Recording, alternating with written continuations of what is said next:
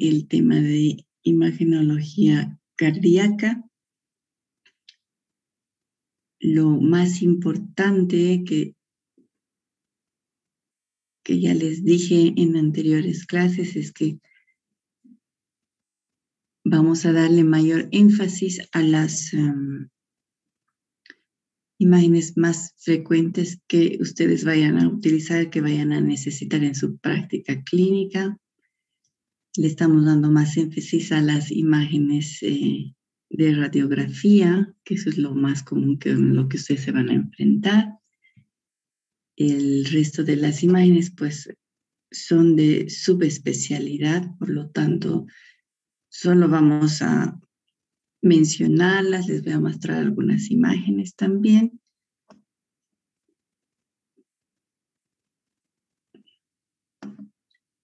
Por lo tanto, el objetivo, pues, es que conozcan los patrones normales en radiología cardíaca, en tórax, especialmente en rayos X, ¿ya? Tanto PA como lateral, que conozcan algunos de los patrones anormales más frecuentes que se pueden ver, y pues las ventajas que tienen y algunas contraindicaciones de las técnicas que usamos en imagenología cardíaca. Esta diapositiva ya les mostré en la primera clase, siempre una revisión de la anatomía para recordar la anatomía clásica, que esto lo tienen que repasar ustedes, ¿ya? Para asistir a clase.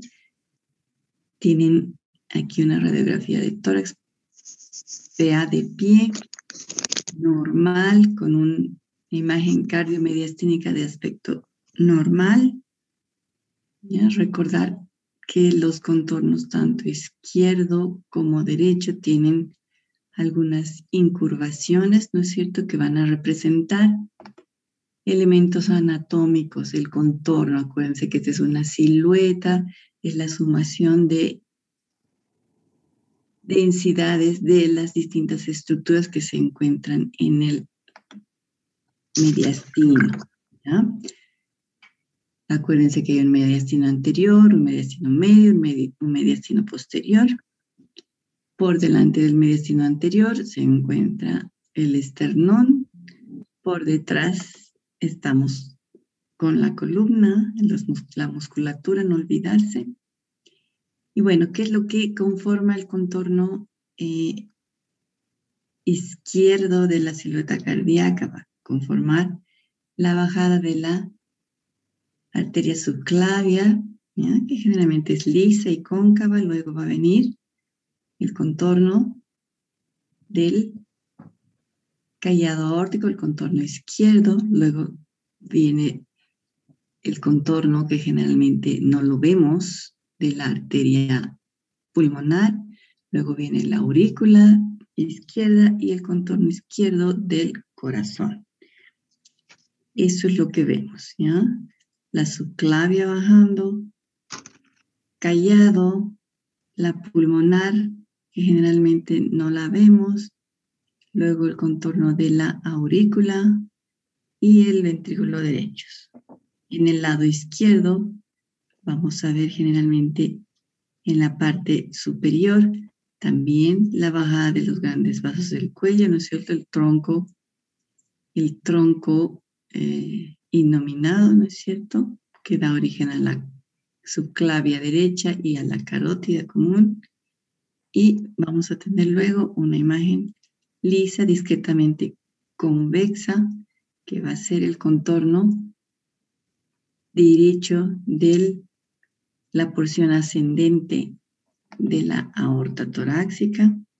Y luego vamos a tener otro contorno que es aún un poco más convexo, que es el contorno derecho de la aurícula derecha, ¿ya?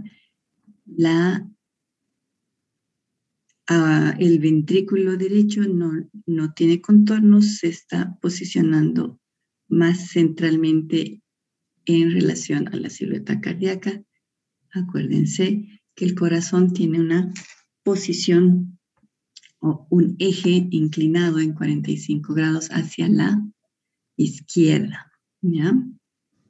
Esta es una representación de un corte de reconstrucción coronal en una tomografía con contraste. Las mismas estructuras, ¿no es cierto? Para recordar, también podemos ver en este lado a la vena cava, bajando aquí a la vena cava inferior, cuando la aorta está un poco elongada o está dilatada, este contorno va a sobrepasar el contorno de la vena cava superior y va a producir un ensanchamiento del mediastino. No olvidarse que existe el timo en los niños, que va a modificar y va a determinar también un ensanchamiento de la silueta a nivel del mediastino superior. Tenemos aquí, este es el callado de la aorta, la arteria pulmonar, la aurícula y la auriculilla izquierda, ventrículo izquierdo y lo propio aquí, la aurícula derecha, donde desemboca la cava superior. Bien.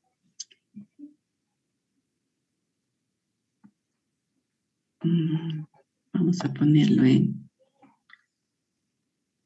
eso.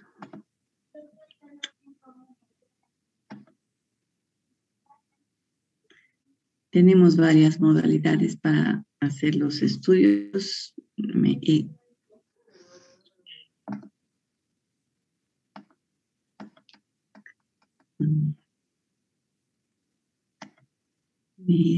he salido de la diapositiva. Ahorita retornamos.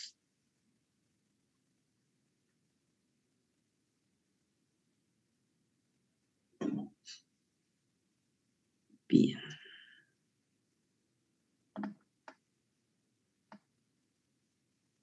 Ahí estamos aquí.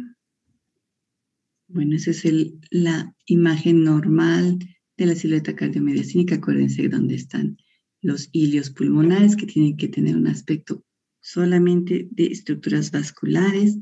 La densidad es importante, la densidad es denso, es radiopaco. Acuérdense que aquí hay estructuras de partes blandas y con contenido líquido. ¿Ya? La única imagen con contenido aéreo en el mediastino va a ser la tráquea, que es una sombra tubular que va a superponerse al resto de las estructuras de parte blanca. Bien. No olvidar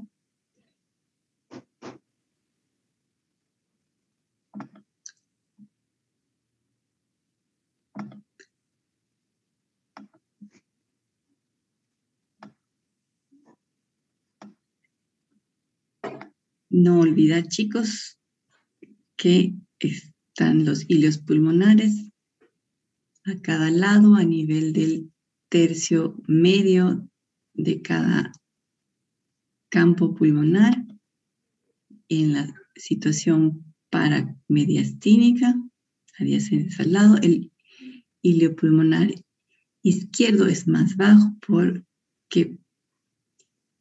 es más alto porque pasa el bronquio por encima de la arteria pulmonar.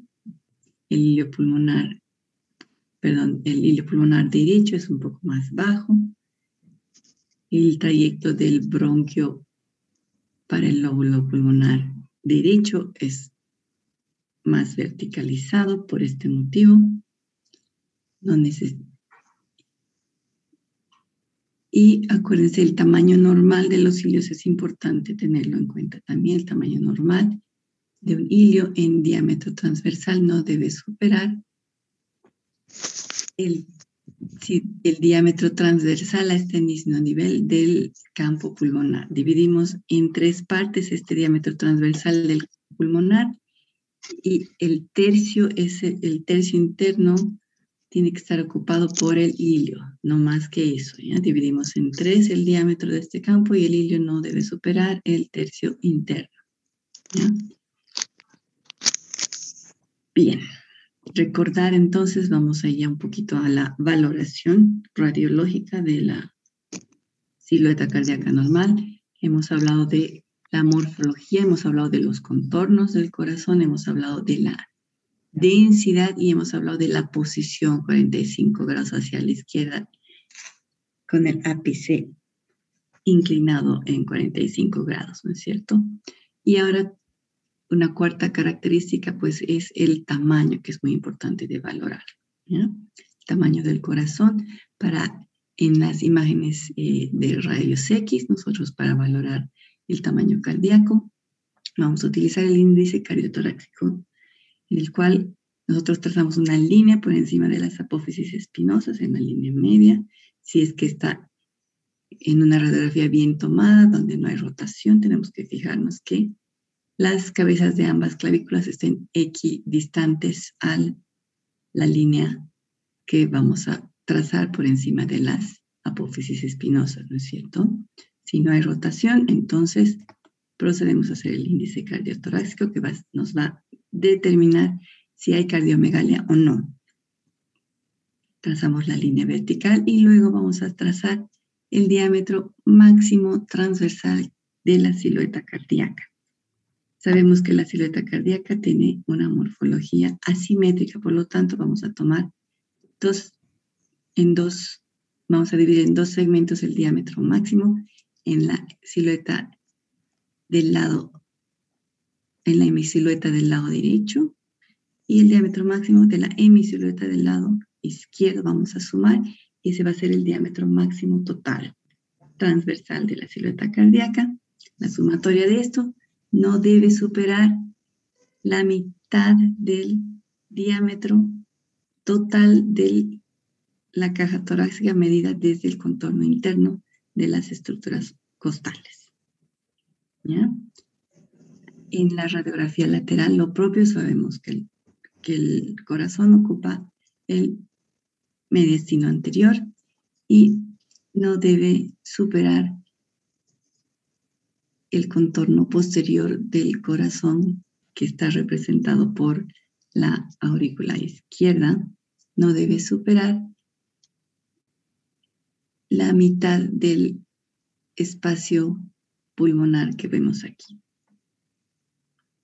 Siempre tiene que haber un espacio triangular detrás entre el contorno posterior del corazón y el contorno anterior de la columna vertebral.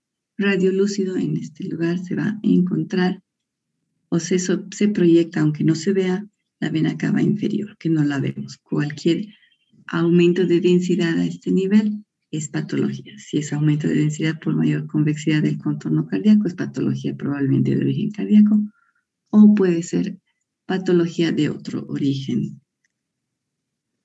Bien. Los cilios pulmonares, ya hemos hablado de los cilios pulmonares que no deben superar el tercio del diámetro transversal del campo pulmonar y no deben superar tampoco el tercio del diámetro longitudinal de cada campo pulmonar. Bien. Después tenemos la morfología, que es de aspecto vascular, ramificaciones, siempre que con imágenes tubulares que se ramifican del centro hacia la periferia, imágenes tubulares que disminuyen de calibre gradualmente también del centro hacia la periferia. Por topografía, vamos a tener que la arteria pulmonar, los vasos arteriales se pueden observar o se sobreproyectan al segmento inferior del ilio y las estructuras venosas por encima del segmento superior del ilio.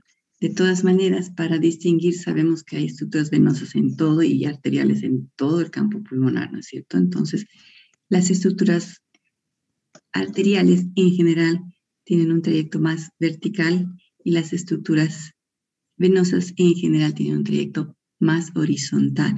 Acuérdense el origen de las estructuras venosas que desembocan en la aurícula derecha, que tienen un trayecto que son dos venas pulmonares superiores y dos venas pulmonares inferiores, van a tener un trayecto a nivel de origen prácticamente horizontal, mientras que las estructuras arteriales van a ir hacia van a tener una curvatura y una inclinación hacia caudal, ¿ya? Y eso le da cierto tipo de tendencia direccional a sus ramificaciones, ¿ya? Hilios pulmonares normales, aspecto vascular, densidad de vasos, que es blancos, aspecto tubular ramificado, morfología habitual, posición, que ya hemos hablado de la posición, y morfología, que también ya hemos hablado de la posición. Tenemos que analizar siempre esas 4 características en cualquier elemento anatómico que nosotros vayamos a evaluar para ver si está normal o no.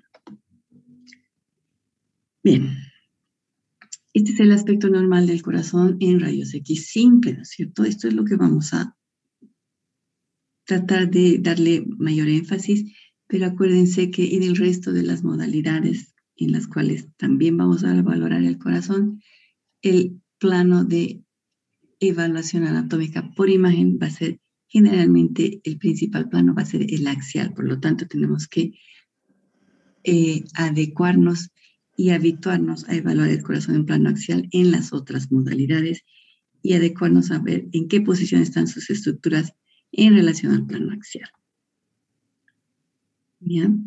La radiografía de tórax es el primer estudio que uno tiene que utilizar cuando queremos hacer una evaluación imagenológica del corazón. Es el primer estudio indicado, pese a que no es el más sensible ni el más específico, porque sabemos que hay una superposición de estructuras de todo tipo en el mediastino. Por lo tanto, sin embargo, nos va a dar un primer pantallazo de que algo puede estar pasando en el corazón.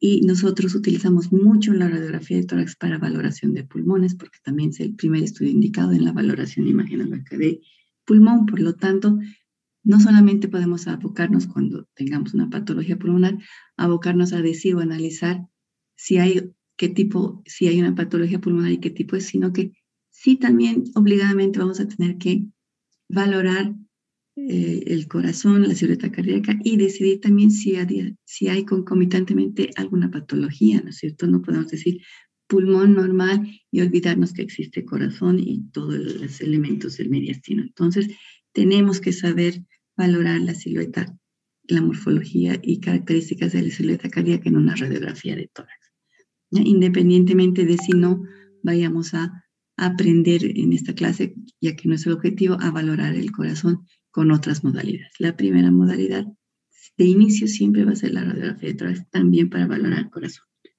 Por lo tanto, es importante esta clase, chicos. Bien, existen otras modalidades, como ya les he dicho. La principal que se utiliza, que es muy útil, es la ecografía.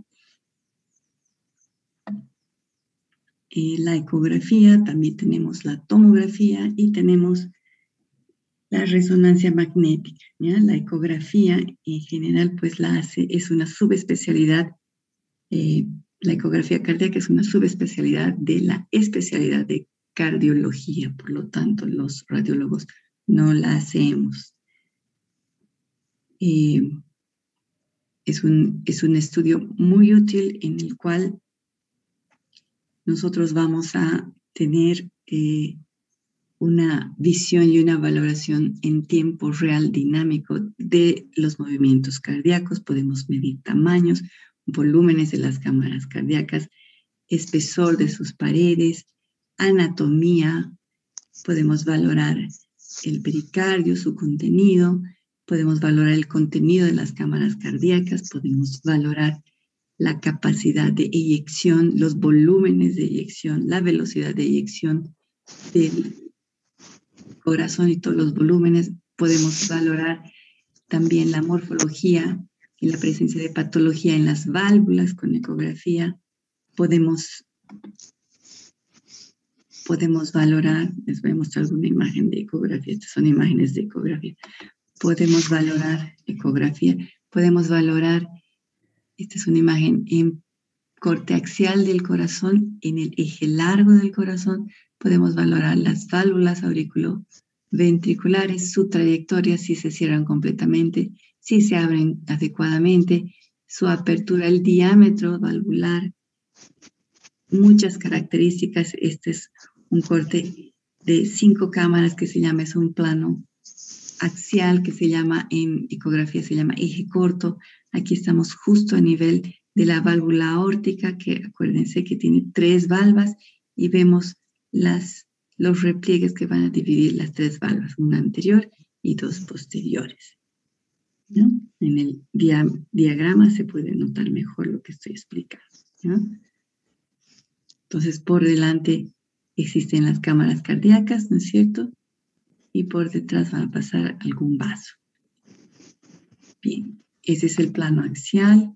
La ecografía podemos hacer el plano del eje largo para ver en longitudinal las cámaras cardíacas. Podemos hacer el eje corto, que es el eje coronal, y podemos hacer el eje axial, que les he dicho que es para valoración de el tabique interventricular, la presencia de defectos interauriculares, las válvulas, etc. ¿Ya? Y esto en tiempo real, ¿no? Cuando usamos los otros métodos, como es la tomografía, vamos a tener una valoración estática de fenómenos dinámicos.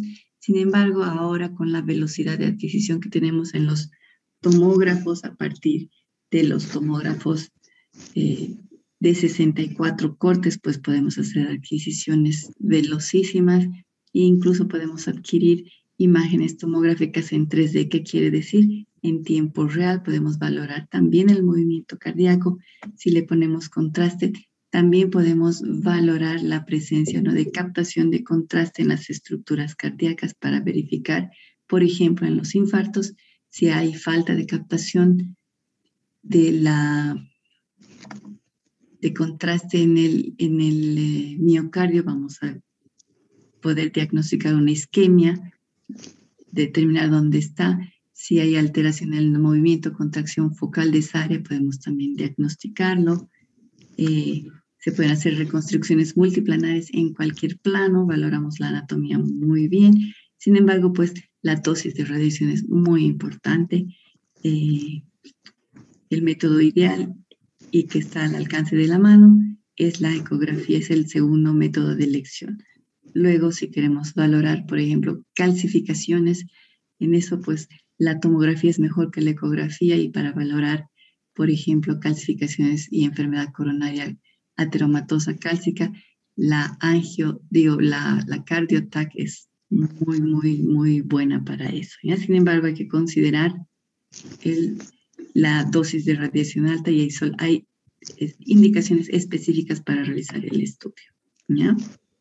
El corazón, acuérdense, el eje largo, el eje corto y el plano axial, ¿ya? Eso es en tomografía. Para la resonancia se hace lo mismo, ¿ya? Las imágenes comparativas, esta es una tomografía, esta es una resonancia. Tenemos que aprender a valorar ciertas señales. En resonancia no hablamos de densidades como en ecografía o en rayos X. En ecografía no hablamos de densidades, sino de ecogenicidad. Y en resonancia vamos a hablar de señal hipointensa o hiperintensa, ¿ya? Así van a estar los informes. Un corte coronal directo en resonancia, la ventaja de la resonancia es que podemos adquirir cortes en cualquier plano, cortes directos. No es como en la tomografía, que siempre el plano de adquisición va a ser el axial. En la resonancia podemos adquirir cualquier plano, ya sea oblicuo, coronal, transversal. Son cortes directos, no son reconstrucciones. Aquí vemos lo mismo en plano coronal, la silueta cardiomediastínica. Podemos hacer angioresonancias con los resonadores actuales. En el programa adecuado se pueden también valorar flujos y todas las cosas, todos los parámetros que son necesarios, volumétricos, de la evaluación de la bomba cardíaca. Sin embargo, para la valoración del corazón en imágenes tanto de tomografía y de resonancia, es una subespecialidad que la hacemos los radiólogos, no la hacen los cardiólogos. La CardioTac y la resonancia cardíaca la lectura la hace el radiólogo. Bien, ahora que hemos visto un poquito de los estudios que se hacen, un poquito de anatomía normal, vamos a ver los principales, vamos a ver algunas imágenes patológicas. Hay patología que es congénita, hay patología que es adquirida.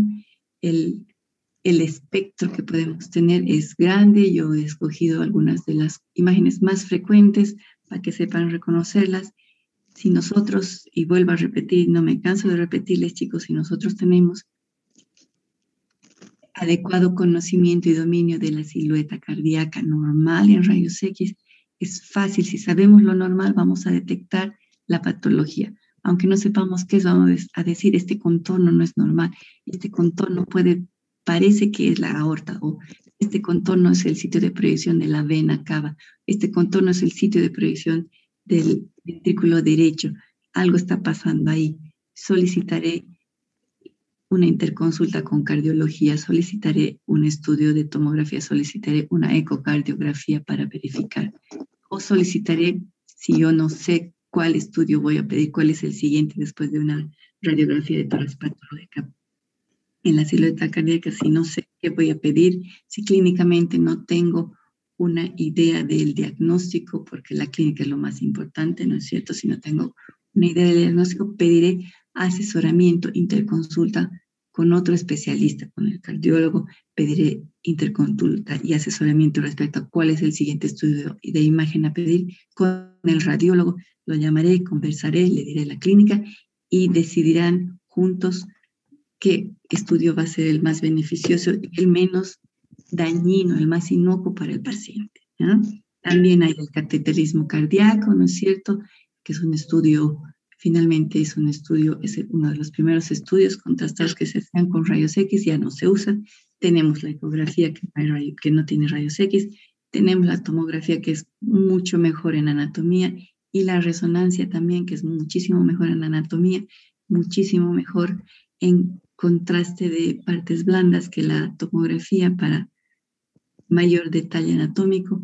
Sin embargo, pues la resonancia magnética por los costos y por que no existen muchos equipos que puedan realizar este estudio, ¿no? Son equipos de alta gama y que no siempre el programa específico que tiene que tener el resonador se encuentra en todos los resonadores. Bien. Una de las cosas que ya han visto, algunas de estas imágenes ya las hemos visto al principio del módulo, es el edema pulmonar, y hemos hablado de edema pulmonar y el edema pulmonar de causa cardiogénica en la insuficiencia cardíaca. ¿Cuál es la imagen clásica de la insuficiencia cardíaca? Vamos a tener un corazón grande, un índice cardiotorácico incrementado, ¿no es cierto? Un contorno cardíaco inferior izquierdo vamos a tener que apunta hacia abajo, caído. Vamos a tener contorno del lado derecho también agrandado. Vamos a tener un índice especialmente cardíaco y vamos a tener las imágenes de edema intersticial al inicio, ¿no es cierto? Hablamos de un edema intersticial con las líneas de Kerley. Vamos a tener ingurgitación de las estructuras vasculares. Los cilios pulmonares van a ser más prominentes, pero van a ser como peluditos, ¿no es cierto? El aumento del tamaño y la densidad de los cilios va a ser como que con múltiples líneas. Ese es el intersticio peribroncovascular donde va a existir primero el edema, y en el intersticio subpleural donde vamos a ver el edema en forma de líneas horizontales subpleurales. Son las líneas de Kerley. Ese es al inicio y tenemos un corazón grande. Estas imágenes van a ser periliares, bilaterales, ¿no? Vamos a tener progresión de esa insuficiencia, mayor congestión, mayor edema intersticial. Aquí la silueta cardíaca es un poco más difícil el contorno de valorar, sin embargo podemos ver las mismas características, un corazón grande, la punta del corazón que está dilatado, el ventrículo izquierdo caída, ¿no ven? Las paredes son blandas, delgadas, dilatadas. Y aquí ya el edema ha progresado, ya no es solamente un edema intersticial, bilateral con hilios grandes y peludos, sino que ya es un edema que ha llegado también a ocupar el espacio aéreo alveolar, y vemos la típica que es mucho más extenso, y vemos la típica imagen de alas de mariposa y el derrame pleural típico también bilateral en la insuficiencia cardíaca y el edema pulmonar de causa cardiogénica. Bien, chicos. Alguien está con su micrófono encendido. Si pudiera, por favor, apagar lo que me está dando ruido, por favor, en el fondo. Gracias. Bien, chicos. Entonces, no olvidarse la progresión y de los cambios que pueden haber en la insuficiencia cardíaca. ¿Ya? Este es un corazón dilatado, insuficiente. Bien. Una imagen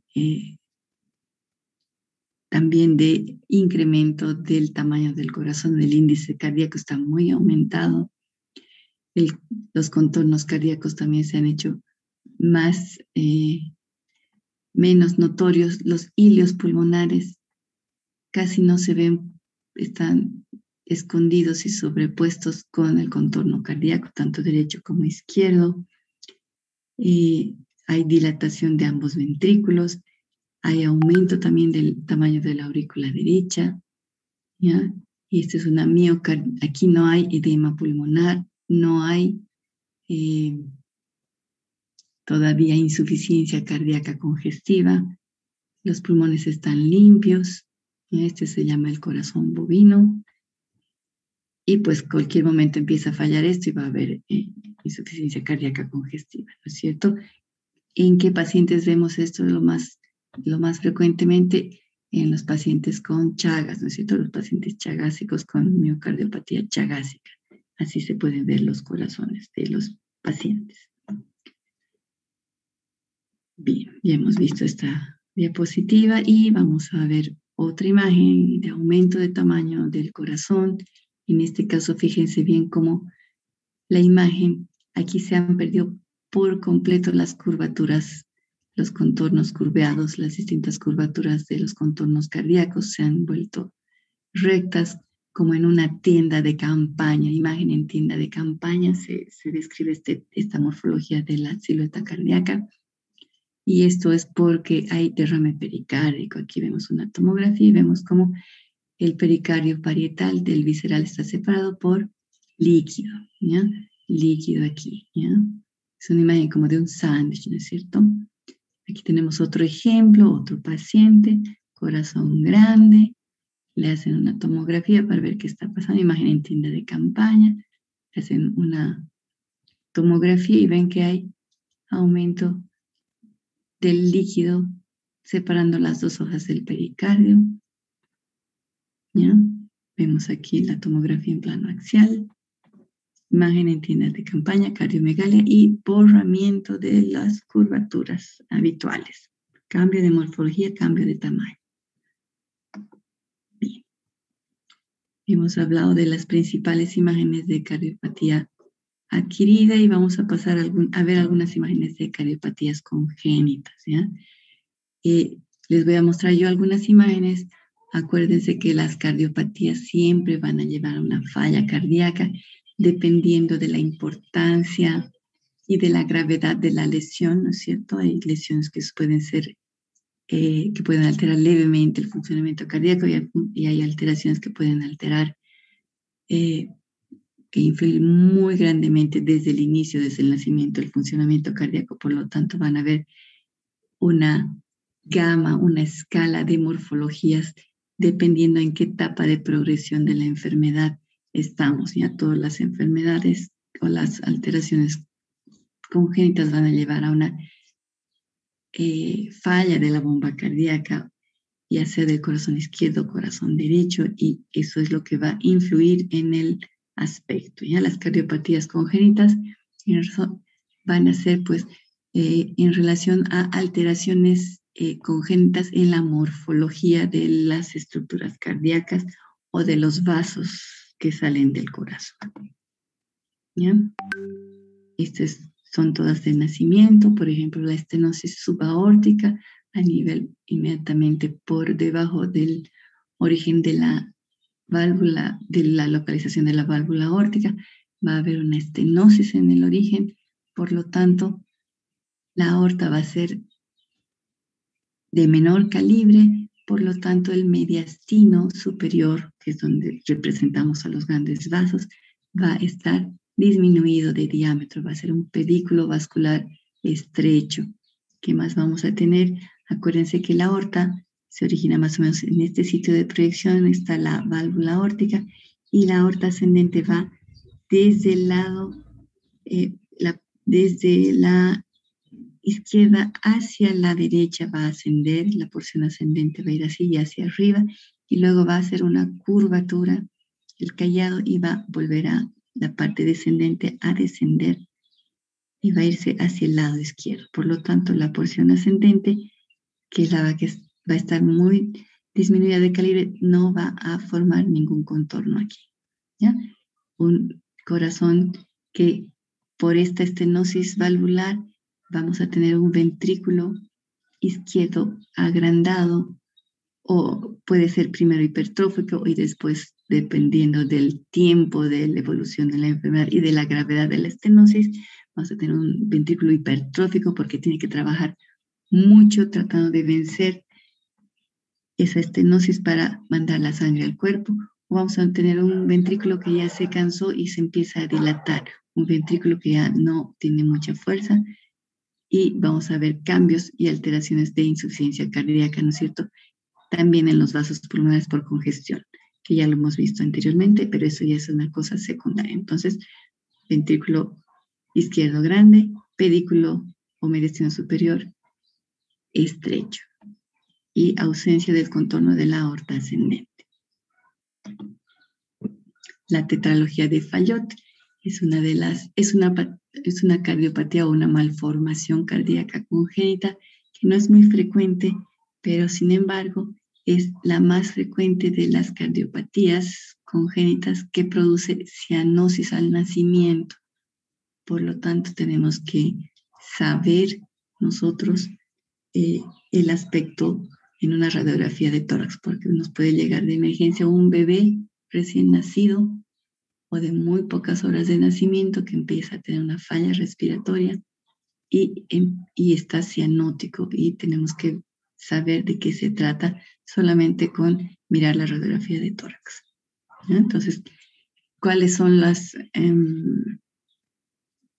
malformaciones que componen la tetralogía? Vamos a tener una aorta cabalgante, ¿no? Vamos a tener una estenosis de la arteria pulmonar principal.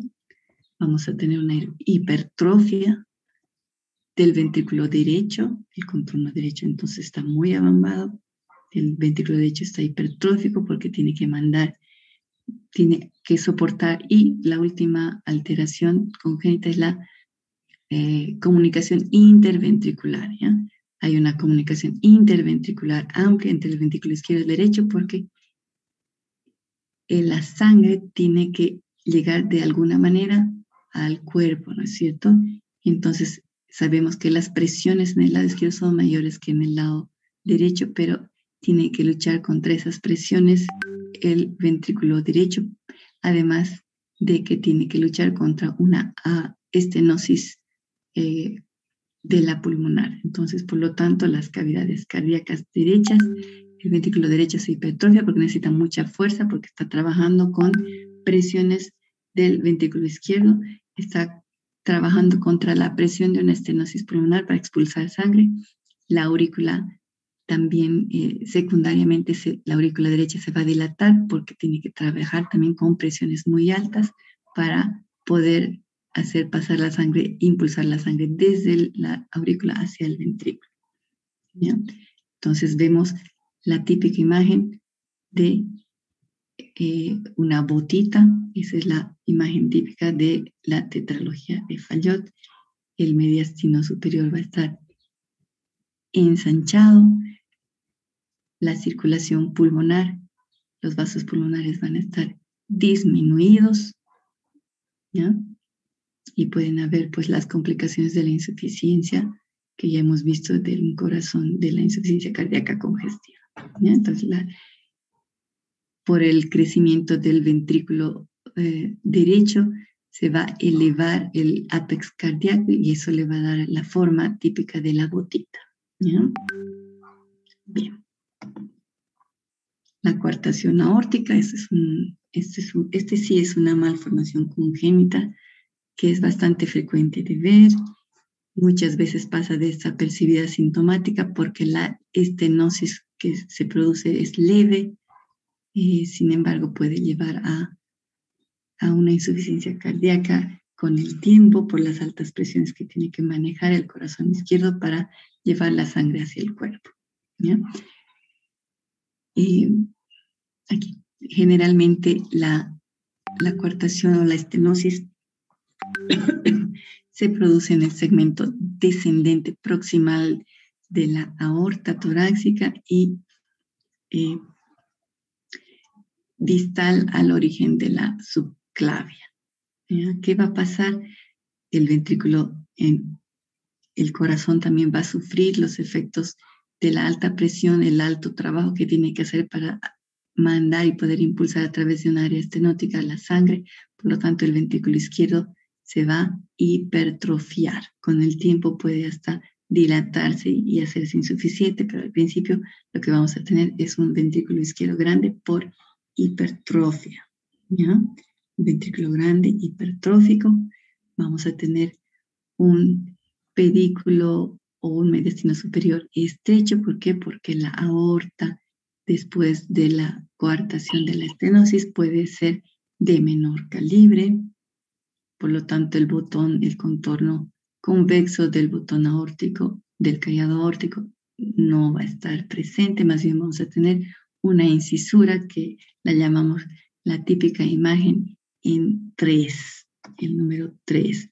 Aquí tenemos otras imágenes, esta es otra radiografía, en la cual vemos cómo aquí tenemos, en vez del contorno derecho de la aorta, perdón, izquierdo de la aorta descendente que sea recto, rectilíneo, vamos a tener una incisura en el área donde está la coartación. Otro signo que podemos ver en la radiografía lateral es el signo de la callado aórtico ausente. El callado ausente. Aquí vemos una radiografía normal donde podemos ver todo el trayecto de la aorta ascendente, callado, y la aorta descendente. La aorta descendente con un calibre continuo. Y aquí no logramos ver esa sombra vascular que está por encima del bronquio, que es el callado y la aorta, ¿ya? Entonces este es el signo de la aorta escondida. Este es lo normal en una proyección lateral que tenemos que ver, y esto es patológico, no logramos verlo, ¿ya? Aquí tenemos el signo del 3 con la incisura en el contorno cardíaco izquierdo, el ventrículo izquierdo contorno aumentado, a expensas del ventrículo izquierdo, el ápex cardíaco levantado. Generalmente el ápex cardíaco se levanta y no está caído cuando hay hipertrofia, y se cae el ápex cuando hay dilatación, porque es flácida esa musculatura, muy delgada, ¿ya? Reconstrucciones 3D en tomografía de la coartación aórtica. Este es el origen de la arteria subclavia, y aquí vemos una coartación anular, que no es muy importante. Sin embargo, pueden ser muy importantes, muy estrechas, e incluso pueden no haber comunicación, ¿ya? De la aorta ascendente con la descendente. Generalmente podemos ver también una dilatación postestenótica de la aorta descendente distal a la coartación. Bien, existen varias otras patologías y, como les he dicho, la silueta cardiomediastínica en la radiografía de tórax es una superposición de densidades de todas las estructuras que tenemos nosotros desde el plano cutáneo anterior hasta el plano cutáneo posterior. Por lo tanto, no pensemos que toda alteración en la morfología de la silueta cardíaca corresponde al mediastino o al corazón. Tenemos que pensar que también existe puede haber patología en la caja torácica, en los elementos de la caja torácica que van a producir compresión y desplazamiento del mediastino, como el pectum excavatum, que es una deformidad congénita de la parrilla costal anterior porque el esternón tiene una inclinación hacia posterior. Por lo tanto, vamos a tener esta imagen en la clínica. Por eso es tan importante tener una clínica, ¿no es cierto? Y también es tan importante tener una radiografía lateral. Aquí vemos un corazón que está desplazado, un mediastino que está desplazado hacia la izquierda de la línea media, pero no vemos patología aquí. Pensaremos en un neumotórax a tensión. No, no es un neumotórax a tensión, no hay patología pulmonar, no es una cardiopatía congénita tampoco. El corazón tiene una alteración en su posición, por lo tanto, hay que valorar qué puede estar pasando, y en este caso son factores externos, la tomografía, que nos va a ayudar a ver cómo es que está estrecho el diámetro anteroposterior del tórax por una deformidad de la pared anterior de la caja torácica, y pues esta estrechez hace que el corazón se tenga que acomodar en otro lugar, lo cual puede traer sí dificultades en el funcionamiento del corazón por la compresión extrínseca, ¿ya? Cuando es demasiado estrecho y está afectando la función cardíaca, pues estas malformaciones se tienen que operar. Bien. Por el contrario, esta es otra deformidad que es más bien una inclinación y un crecimiento con inclinación anterior del esternón, que nos va a dar el tórax en quilla o pectum carinatum. ¿Ya? En la radiografía lateral vamos a ver también el esternón inclinado hacia anterior. En la radiografía posterior anterior no se puede detectar, no vemos y no podemos valorar el esternón, ¿ya? Entonces es importante la radiografía lateral, y en esta también tenemos que valorar, nunca olvidarnos de la caja torácica y las estructuras óseas, que nos pueden dar la clave de por qué hay alteraciones en la proyección posterior anterior, ¿ya? Esta es otra imagen, otro paciente, y uno dice, debe tener un gran tumor aquí, ¿no es cierto? Un gran tumor pulmonar. Vemos la proyección lateral. No hay gran tumor pulmonar. Esto debería estar en la base, ¿no es cierto?, del hemitórax o del pulmón derecho, y aquí la base del pulmón derecho está libre.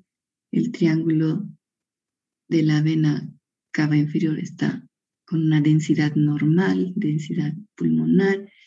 No veo nada especial. El corazón no podría decir si tiene algo especial, ¿no es cierto?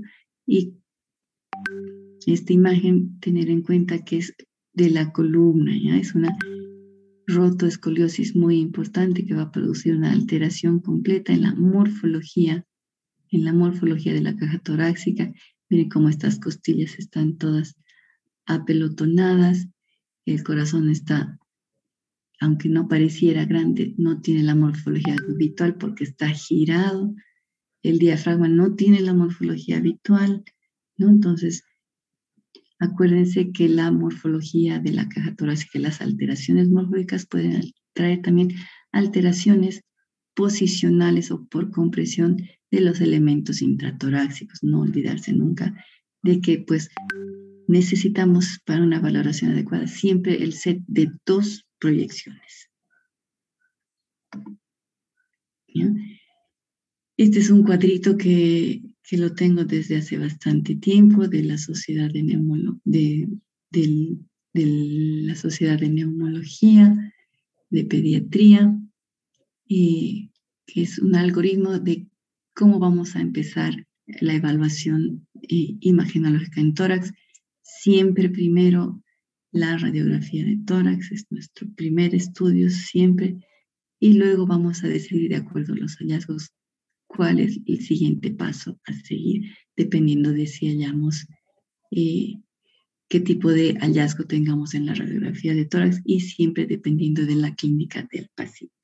No nos olvidemos que también hay alternativas como la broncoscopía, que nos va a ayudar mucho en el diagnóstico y es un método que se puede usar y está a la mano. Aquí hay un árbol de qué estudios son mejores para qué tipo de valoración, para valorar qué cosas. Entonces, ahí se los dejo, chicos, para que lo tengan a mano, un chanchullo de qué cosa tienen que pedir para qué tipo de, o para evaluar qué tipo de estructura. ¿Ya? Bien, chicos, con eso hemos terminado el módulo de tórax. Si hay alguna pregunta. Si no hay preguntas, chicos.